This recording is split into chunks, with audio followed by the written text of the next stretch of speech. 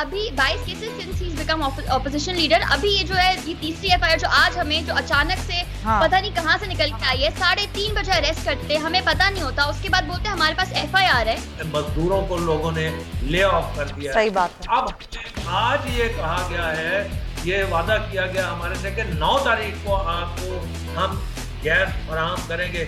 Minister खुद रात भर में उनके साथ राब्ते में थी, हमारे DDM में उनके साथ मैं राब्ते में थी। तो फरह फिगर क्या है जो लोग जहाँ भाग हुए हैं? ज़ाहिर कच्चे मकानात थे, पूरे मकानात डूब गए हैं, तो फिगर्स क्या है आपके पास? सब्सक्राइब करें और बेल दबाएं ताकि कोई खबर रह न जाए।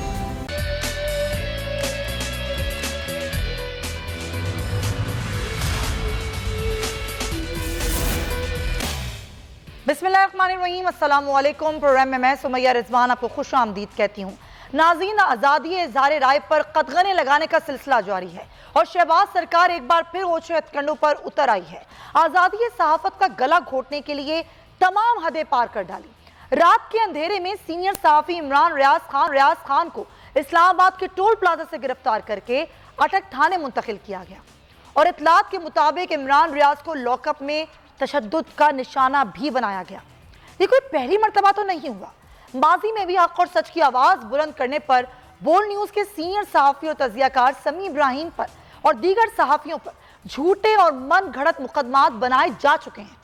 इस्लामाबाद हाई कोर्ट ने इमरान खान रियाज की गिरफ्तारी के खिलाफ लाहौर हाई कोर्ट से रुजू करने की हिदायत की और साथ ही साथ जो अभी की खबर है वो ये है कि आज रात को 10 बजे तक उन्हें FIA जो कोर्ट है वहां पर पेश करने की हिदायत कर दी गई है। अब शहबाज सरकार जो माजी में कई बार ये दावा कर चुकी है नाजरीन कि हुकूमत आज़ादी सहाफ़त और इज़हार राय की आज़ादी पर किसी किस्म की कदगन लगाने का इरादा नहीं रखती। पीका ऑर्डिनेंस समेत दीगर तमाम खवानीन के तहत सहाफ़ियों के खिलाफ बिला वजह की कार्रवाइयों पर हर मुमकिन तहफ़्फ़ुज़ दिया जाएगा और इमरान रियाज की गिरफ्तारी के इन तमाम दावों का पोल खोल कर रख दिया है। दूसरी जानिब PTI रहनुमा हलीम आदिल शेख की गिरफ्तारी ने भी ये सवाल पैदा किया है कि क्या हुकूमत अपने दौर इक़्तिदार में सिर्फ इंतकामी सियासत के मंशूर पर अमल पैरा है? क्या शहबाज सरकार तहरीक इंसाफ के हक में उठने वाली हर आवाज़ को दबाने की कसम खा चुकी है? क्या सहाफ़ी सच बोलना छोड़ दें? क्या बरसात के मौसम में गिरफ्तारियों का ये मौसम जारी रहेगा? इसी पर हम सबसे पहले हमारे साथ मौजूद हैं साहबजादी हैं हलीम आदिल शेख की आयशा हलीम।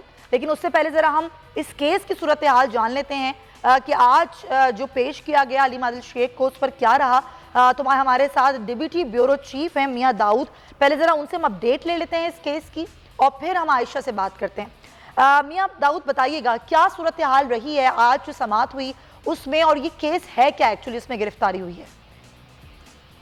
जी बिल्कुल, लाहौर हाई कोर्ट के मिनिस्टर जस्टिस अली बाकर नकवी के रूबरू हलीम आदिल शेख की बातयाबी के लिए आपसे भेजा की दरख्वास्त दायर की गई थी, जिसमें अदालत अब तक 3 मरतबा समाअत जो है वो कर चुकी है और आखिरी समाअत जो है वो 4 बजे मिनिस्टर जस्टिस अली बाकर नकवी ने की, जिसमें अदालत ने जो सबसे अहम बात नोट की वो ये थी कि जब अदालत ने पंजाब हुकूमत के और सिंध के जो तफ्तीशी टीम थी उससे ये पूछा कि हलीम आदिल शेख को कितने बजे गिरफ्तार किया गया, तो अदालत को बताया गया कि हलीम आदिल शेख को रात के वक्त जो है वो की गई है। फिर अदालत ने ये बात भी नोट की जब जब सरकारी अफसरान ने बताया कि हलीम आदिल शेख के खिलाफ जो FIR है वो सुबह के वक्त काटी गई है और उनकी गिरफ्तारी जो है वो आज 12:30 बजे जो है वो डाली गई है, जिस पर अदालत ने बरहमी का इजहार किया और ये हुक्म जारी किया कि हलीम आदिल शेख जो है वो इस वक्त कहाँ है।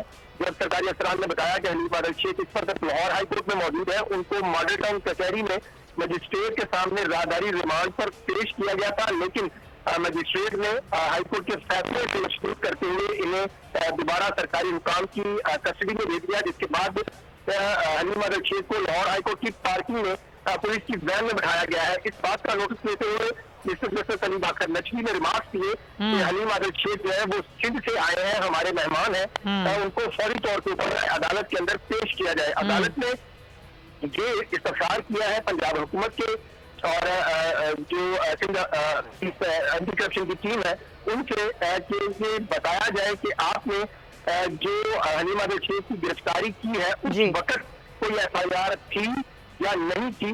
और पंजाब लाहौर पुलिस में और जो एंटी करप्शन पंजाब की पुलिस थी, उन्होंने किस कानून के तहत हलीम आदिल शेख को और किस इख्तियार के तहत हलीम आदिल शेख को गिरफ्तार किया है, इस मामले के ऊपर समाज के लिए अदालत में इसकी समाज जो है वो 5 बजे के लिए मुलतवी करके अब दोबारा समाज शुरू होगी तो फिर हम दोबारा आपसे अपडेट लेंगे। बहुत शुक्रिया आपका मियां दाऊद, सारी सूरत हाल बता रहे थे। आयशा, ये तो वो मामला हो गया कि ना किसी को पता है कि ये FIR कब दर्ज हुई, फिर गिरफ्तारी भी फौरन ही डाल दी गई। मुकदमा क्या है, क्या मामला है? हलीम आदिल शेख साहब वहां गए हैं और उनको गिरफ्तार भी कर लिया गया, क्या मालूमात हैं?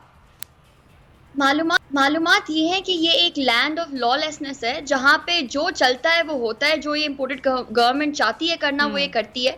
आप किसी के घर वालों की सिचुएशन समझे, किसी के चाहने वालों की सिचुएशन समझे कि रात को 3:30 बजे सिविलियन कपड़ों में एक वीगो के अंदर 8-9 लोग आते हैं, वो उनको उनके कमरे से उठा के ले जाते हैं, जो उनके साथ उनका स्टाफ मौजूद था, उसको बोलते हैं आप हमें फॉलो ना करें, आप पुलिस थानों में ढूंढेंगे तो आपको थानों में ढूंढने से ये नहीं मिलेंगे।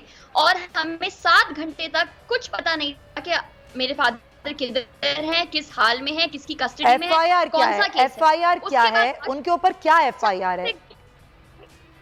30 years पुरानी, अपेरेंटली मुझे तो समझ भी नहीं आई where it started and like what it's trying to say even, क्योंकि कोई 35 years पुरानी, कोई पता नहीं कहाँ से। क्योंकि आपको, अगर आपके चैनल ने भी बहुत बार दिखाया है, मैं बहुत शुक्रगुजार हूँ आप लोगों का कि आप लोग मुझे अपॉर्चुनिटी देते हैं एक्सप्रेस करने की अपने आप को। इस पिछले 2 महीने से, जब से ये इम्पोर्टेड गवर्नमेंट आई है, आज़ादी मार्च शुरू हुई है, पहले एक प्राइवेट चैनल पे मेरे फादर बैठे हुए थे लाइव शो में, जिसके इतने सारे एलिबाइज हैं, तो उनके खिलाफ जो है एंटी टेररिज्म कोर्ट में चार्ज लगा दी कि हलीम आदिल शेख उसी टाइम पे, जो टाइम ऑफ इंसिडेंट लिखा हुआ था, उसी टाइम पे वो कहीं दहशतगर्दी कर रहे थे अपेरेंटली। फिर कोई एंटी इंक्रोचमेंट कोर्ट में, उसमें दोनों में बेल हो गई। इससे पहले भी हम कोई 22 केसेस जो हैं, जब से मेरे फादर ऑपोजिशन लीडर बने, 22 केसेस, इसमें कुछ में हमें कोर्ट रिहा कर चुकी है, कुछ में केसेस चल रहे हैं, कुछ में उसमें डेफेमेशन केसेस हैं, कभी आप अपना वोट डालने 22 केसेस आयशा, ये अचानक ही हो गए? ये किसने FIR दर्ज करवाई है, ये कौन लोग हैं? अभी 22 cases since he become opposition leader. अभी ये जो है, ये तीसरी FIR जो आज हमें, जो अचानक से पता नहीं कहां से निकल के आई है, 3:30 बजे अरेस्ट करते हैं, हमें पता नहीं होता। उसके बाद बोलते हैं हमारे पास FIR है, FIR के बेस पे हमारे पास अरेस्ट करने का वारंट है, जो उनको कस्टडी में लेने के लिए उनको डिफरेंट प्रोविंस में चाहिए होता है। वो 7:30 बजे, तो आप मुल्जिम को, अलेजिड मुस्लिम को पहले अरेस्ट करते हैं। अरेस्ट भी कैसे करते हैं, कौन सी वर्दी, कौन सा वारंट, कौन से लॉयर, कौन सी फैमिली, कोई मतलब कोई हाल ही नहीं है ना। लॉलेसनेस इस पॉइंट पे जाके पहुंच चुकी है कि 7-7.5 घंटे तक आपको एक सिटिंग ऑपोजिशन लीडर का वेयर अबाउट नहीं पता। सिंध का ऑपोजिशन लीडर पंजाब जाता है और उसको गिरफ्तार कर लिया जाता है, ये भी नहीं मालूम कि ये FIR दर्ज कब हुई है और ये दर्ज किसने करवाई है। दर्ज हुई है 7:30 बजे अपेरेंटली, कहाँ पे। और अभी आपको मैं फौरन ये बात भी बताती चलूं, जो अभी पूछ रहे हैं कि भाई आपको, और जिन लोगों के नाम लिखे हैं उस FIR पे, जो इन्वेस्टिगेशन ऑफिसर्स हैं, उन्होंने बोला वो कहाँ है, उन्होंने बोला वो तो जामशोरों में है। उन्होंने बोला केस की फाइल कहाँ है, उन्होंने कहा केस की फाइल तो जामशोरों में है। जामशोरों से ना हमारा लेना देना, ना वो इस वक्त जामशोरों में हम रहते, मतलब इट्स कम्प्लीटली बोगस। मतलब कोई उसका ना सर ना पैर। कोई 35 ईयर पुरानी अगर आप वो FIR खोल के देखेंगे, कोई 19 में शायद बॉर्न पहले की उस पर डेट लिखी हुई है। तो मैं सिर्फ ये पूछना चाहती हूँ कि हलीम आदिल शेख इतना बड़ा कोई इनके सामने, जो जब से ऑपोजिशन लीडर बना 22 के 22 केसेस आना शुरू हो गए, और जब से आज़ादी मार्च शुरू हुई, तो और इससे पहले ये भी मैं बताना चलूँ कि अभी इन्होंने बोला कि आज 7:30 बजे हमने जो है वो ये पिटिशन डाली है, या जो भी इनका केस आया। पिछले पूरे हफ्ते हमारे घर के अराउंड 25 से 30 मोबाइलें थी हमारे घर को सराउंड, हमारी कॉल था, और उसमें वो पुलिस मोबाइल्स भी थी जो CM हाउस की सिक्योरिटी एस्कॉर्ट सिक्योरिटी डिटेल में इनलिस्टेड हैं। उसमें सिविलियन कपड़ों में लोग जो हमारे घर में आने जाने वाले लोगों से पूछताछ कर रहे थे, हमारे घर के चौकीदारों से पूछते थे। तो ये कौन सा केस था जो हमारे घर पे आके आप हमें एक वारंट नहीं दिखा सके? आज तक अभी आके आप हमें बताते तो ना कि खुदा ना खास्ता आपने ये चीज गलत की है, ये आपका कसूर है। ये जो सिचुएशन है बड़ी अजीब व गरीब है आयशा। बिल्कुल आप सही बता रही हैं, बहुत शुक्रिया आपका। आयशा आदिल शेख जो कि हलीम आदिल शेख साहब की साहबजादी हैं, वो ये सारी सूरत हाल बता रही हैं कि 20 से ज़ायद तकरीबन 22 FIR, 35 साल पुराने केसेस, अचानक ये सब कुछ शुरू हो गया। और जिस तरह उनकी पंजाब में गिरफ्तारी हुई, लाहौर में ख़ास तौर पे, ये भी समझ से उनके बाला तय की कैसे हुई है। इसी पर हम बात करेंगे। ज़ाहिर शाह शराजी साहब हमें ज्वाइन करें, सीनियर तज्ज़ियाकार हैं, उनको भी हम शामिल गुफ्तगू करते हैं।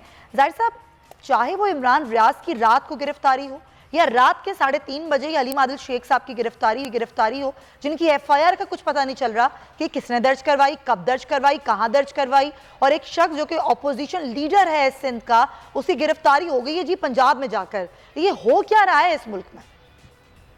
सुनिए, मेरे ख्याल में एक पॉलिटिकल विक्टिमाइजेशन का जो कल्चर है वो दो तीन बारियां लेने वाली जमातें थी पाकिस्तान के अंदर, चाहे वो पीपल्स पार्टी थी, चाहे वो PMLN थी, और उनके साथ जो इत्तेहादी रीजनल जमातें थी, वो हमेशा से ये करती रही हैं। अब अगर आप देखें कि जैसे उनकी साहबजादी करेंगे, 35 साल पुराना जानशोरों का केस उनके ऊपर डाल दिया गया, ये फर्स्ट टाइम तो नहीं होगा। आपने देखा होगा कि पिछली हुकूमतों में जितने नैब के केसेस बने, वो पीपल्स पार्टी और PMLN की लीडरशिप एक दूसरे के खिलाफ बनाए, तो ये चार्टर ऑफ डेमोक्रेसी भी गए। लेकिन एक जो आम बात है वो ये है कि हमेशा से ये सियासी जमातें डेमोक्रेसी के नाम पे हुकूमत करना चाहती है और इसके लिए वो हर हथकंडा इस्तेमाल करती है। तीसरी जो फोर्स उभर के आई पाकिस्तान तहरीक इंसाफ की शक्ल में, वो मेरे ख्याल में अभी तक ये ज़हनी तौर से तैयार नहीं है उसको एडमिट करने के लिए कि वो एक बहुत बड़ी कुव्वत है जिसके पीछे ज़्यादातर अगर हम देखें तो इस वक्त यंगर जनरेशन है, एक नया ट्रेंड, नया चेंज। लेकिन देखिए, यंगर जनरेशन से हटके विनाश राजे साहब एक सहाफ़ी है, वो तो सवाल भी करेगा, वो लिखेगा भी, वो बोलेगा भी, वो अपनी बात तो करेगा। आप उसकी बात को, उसके सवाल रोक तो नहीं सकते हैं, आप उसकी आवाज़ को दबा तो सकते हैं, आप उससे इख्तलाफ भी कर सकते हैं, और ज़ाहिर है आप हर शख्स से इख्तलाफ कर सकते हैं, लेकिन इस पर गिरफ्तारियां बनना, ये समझते हैं आप ठीक है? तो प्रोग्राम में एक ब्रेक शामिल करेंगे, फिर वापस आते हैं, कुछ दीगर इशूज़ भी डिस्कस करते हैं। स्टे विद अस।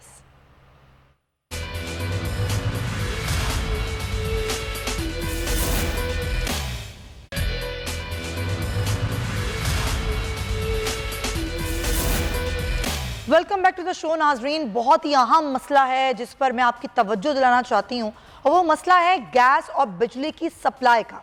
एक आम सारिफ को तो गैस और बिजली मिल ही नहीं रही, लेकिन जो रीढ़ की हड्डी होती है मुल्क की मईशत की, यानी कि मिल्स, फैक्ट्रीज, तो टेक्सटाइल, जिसका हमने देखा था कि ग्राफ जो पिछली हुकूमत थी तहरीक इंसाफ की, उसमें बहुत ऊपर गया, लेकिन अब जो टेक्सटाइल मिल्स हैं वो बंद हो रही हैं। उसकी सबसे बड़ी वजह है गैस और बिजली की सप्लाई का ना होना, और पंजाब में ख़ास तौर पे बिजली और गैस ना मिलने से 400 के करीब टेक्सटाइल मिल्स ऐसी हैं नाजरीन जो कि बंद हो चुकी हैं। अब गैस बहरान शिद्दत इख्तियार कर चुका है। इससे जो ज़ाहिर लोग हैं वो तो मुतासर हो रहे हैं, लेकिन जो मुलाजमीन हैं, जो ज़ाहिर फैक्ट्री मालिकान हैं, वो कितने मुतासर हो रहे हैं, कारोबारी अफराद कितना मुतासर हो रहा है, इसी पर हम बात करेंगे। मैं जॉइंट चेयरमैन एप्टिमा हैं हामिद जमान साहब, उनको हम वेलकम करते हैं। हामिद साहब, बहुत शुक्रिया आपके वक्त का। सर, ऐसे वक्त में जब घरों को नहीं मिल रही है बिजली, लोड शेडिंग की सूरत हाल है, तो टेक्सटाइल मिल्स को भी नहीं मिल रही है बिजली, ना गैस मिल रही है। हालांकि पिछली हुकूमत में आपको ना सिर्फ गैस और बिजली पर रिलीफ दिया गया था, सब्सिडी दी गई थी। अब क्या सूरत हाल है? 400 मिल्स बंद हो गई हैं पंजाब में, कितना नुकसान उठाना पड़ रहा है आप लोगों को? बिस्मिल्लाहिर्रहमानिर्रहीम। मैं थोड़ा सा आपको बैकग्राउंड दे दूं कि ये पिछले 2 साल में हमने जो टेक्सटाइल की एक्सपोर्ट है वो $13.5 अरब से हम $19.5 अरब में ले गए। ये रिकॉर्ड ग्रोथ हो रही थी साउथ एशियन रीजन में। कोविड के बाद ये रिकॉर्ड ग्रोथ, और किसी मुल्क ने इतना नहीं की। इसके पीछे वजूहात ये थी कि हमें रीजनली कंपेटिटिव एनर्जी टैरिफ हुकूमत ने दिया था, और इनएक्सपेंसिव फाइनेंस भी हमें दिया था, जिससे हमारी बहुत सी फैक्ट्रियां लगी। $5 अरब की जो है नई फैक्ट्रियां लग गई। तो अब ये है कि और बहुत सारी फैक्ट्रियां जो 4 साल पहले बंद पड़ी थी वो चलना शुरू हो गई।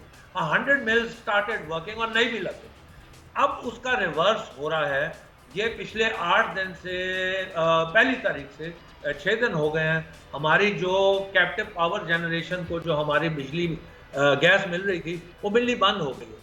इस वक्त जहाँ तक मेरी इतला है तकरीबन 300 यूनिट बंद पड़े हैं, और बहुत से लोगों, ये 4 साल में पहली दफ़ा बंद हुए हैं, और बहुत से लोगों को, मजदूरों को लोगों ने ले ऑफ कर दिया। सही बात है। अब आज ये कहा गया है, ये वादा किया गया हमारे से कि 9 तारीख को आपको हम गैस फराहम करेंगे।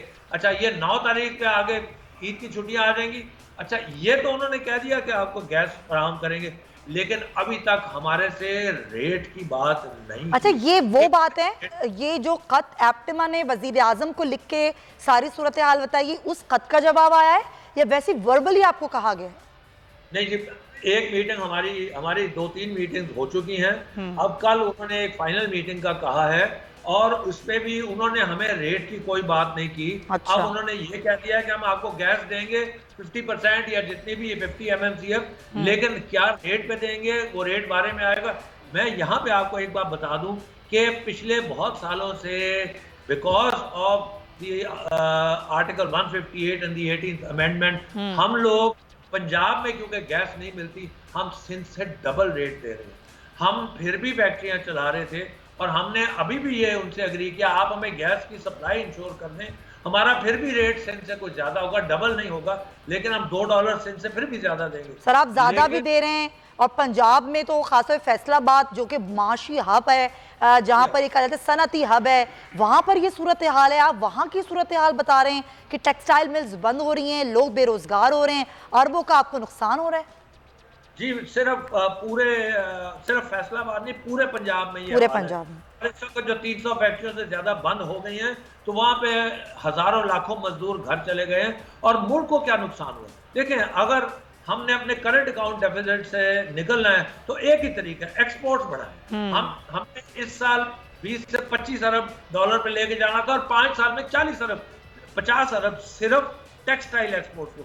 अब ये जो 15 दिन हम बंद रहेंगे, अगर 15 दिन के बाद हमें ठीक रेट पे गैस मिलती है और हम चलने के काबिल होती है, तो सिर्फ 15 दिन में, क्योंकि हम 2.25 अरब और इस साल हमने कहा था हम 2 अरब पर मंथ के हिसाब से आपको एक्सपोर्ट देंगे, तो सिर्फ 15 दिन में $1 अरब जो हमने IMF से मुकम्मल लेना है वो हमने 15 दिन में हम गवा देंगे in the way of exports from the textile industry. और कितनी तो अभी ये जो सारी सिचुएशन है, इसमें लोड शेडिंग है गैस की और बिजली की और टैरिफ बढ़ाया गया है, उसमें नुकसान एक्सपोर्ट्स के हवाले से कितना हुआ है? जी बहुत, ये 15 दिन में मैंने आपसे अर्ज की कि $1 अरब का हमने 25 अरब डॉलर इस साल हमने $25 अरब की कमिटमेंट की थी हुकूमत से कि आप वो पॉलिसीज कंटिन्यू करें, हमें रीजनली कंपेटिटिव टैरिफ दें, हम 25 बिलियन पे ले जाओ। और ये जा सकते हैं इस वास्ते कि हमारे पास $5 अरब की इन्वेस्टमेंट पिछले 2 सालों में हुई है, बिकॉज इतना बूम आ रहा था टेक्सटाइल में। तो और वैल्यू एडेड हम एक्सपोर्ट में जा रहे हैं, गारमेंट्स में जा रहे हैं। पहले हम धागा और कॉटन ज्यादा एक्सपोर्ट करते थे। सर क्विकली मुझे एक चीज बता दें आमिर साहब, क्योंकि आप सियासी आदमी नहीं हैं, आप टेक्निकली बात करेंगे, वो पिछली हुकूमत ये सब कुछ कैसे करके गई जो आज मुमकिन नहीं हो रहा है? ये देखें जी, ये तो इसके बारे में तो मैं नहीं कह सकता। इश्यूज तो पहले भी आ रहे थे, लेकिन वो इश्यूज हैंडल हो रहे और चंद एक महीने से हमें गैस के इश्यूज आ भी रहे थे और हमारा रेट भी 4 महीनों के लिए बढ़ा दिया गया। और अब हमारा जो मुआहदा था वो 30 जून तक था। 30 जून के बाद हमें ये भी नहीं पता हमें गैस मिल रही है या नहीं। अब उन्होंने कहा है कि 9 तारीख से देंगे, क्या टैरिफ मिल रहा है हमें ये भी नहीं पता, ना हम आगे कोई बात ही आपको नहीं पता है, अंधेरे में हुकूमत ने आपको रखा हुआ है। बड़ी अजीब व गरीब सर सूरत हाल है, लेकिन हमने कोशिश की है कि अपने प्लेटफॉर्म से एप्टिमा की जो सारी आवाज़ है वो हम पहुंचाएं। बहुत शुक्रिया आपका चेयरमैन एप्टिमा नॉर्थ हामिद जमान मौजूद। Sir thank you so much for your time. हमें क्विकली आगे बढ़ना है। बलूचिस्तान, वैसे तो पूरे मुल्क में ही बारिश हो रही हैं, लेकिन बलूचिस्तान में बारिश होने जो तबाही मचाई है, नुकसान बहुत हो गया है। कई ऐसे इलाके हैं सफ़ाई हस्ती से मिट चुके हैं, घर तबाह, मकान तबाह, सामान तबाह और कई लोग जो हैं वो अपनी जान से भी हाथ धो बैठे हैं। इस वक्त क्या सूरत हाल है, क्योंकि ख़वातीन और बच्चों समेत 17 अफराद फिगर बताया जा रहा है कि जो जहाँ बहक हो चुके हैं, कई अफराद ज़ख्मी हैं।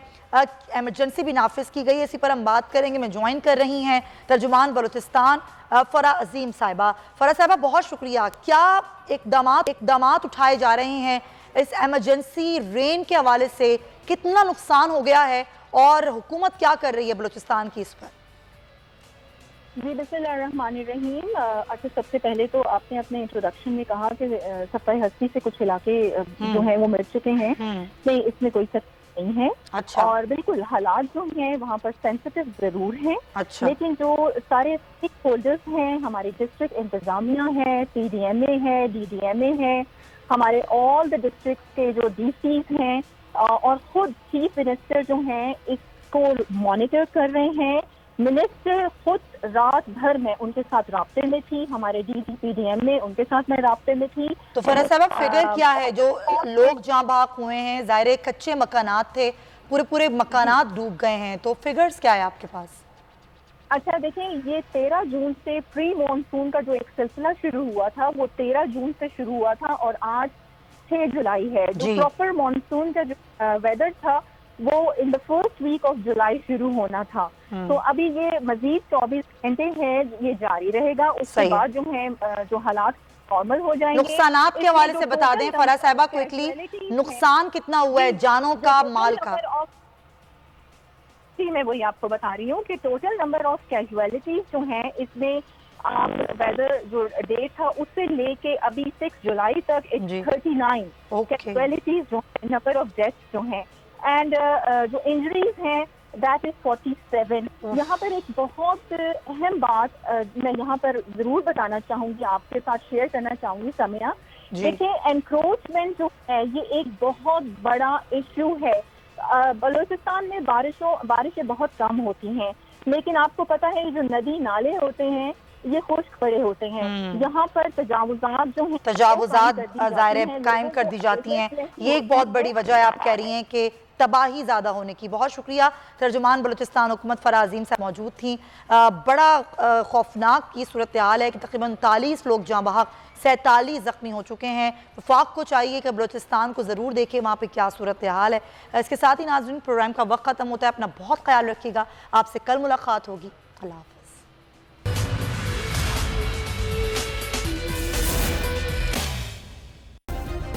सब्सक्राइब करें और बेल दबाएं ताकि कोई खबर रह न जाए।